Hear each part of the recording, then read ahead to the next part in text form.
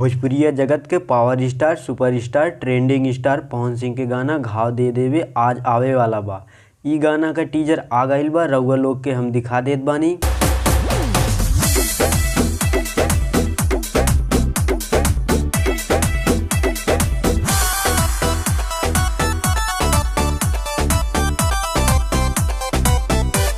इ गाना कौने चैनल पर और कब आई वीडियो में पूरा बतौले बानी, तो वीडियो के लास्ट तक बनल रही। तो का हाल बा रउआ लोगन के, ठीक बानी नु? एकदम मस्त।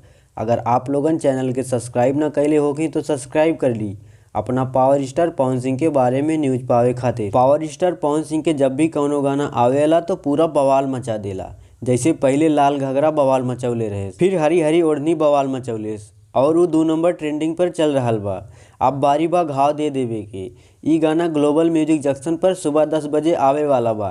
जाई आप लोगन गाना के सुनी और खूब प्यार दी। इ गाना के राइटर हमें निकी निहाल और म्यूजिक देले हमें प्रियांशु सिंह और गायिका पवन सिंह के साथ शिल्पी हमी। वीडियो कैसे लगल कमेंट करके जरूर बताई। मिलित है नेक्स्ट वीडियो में।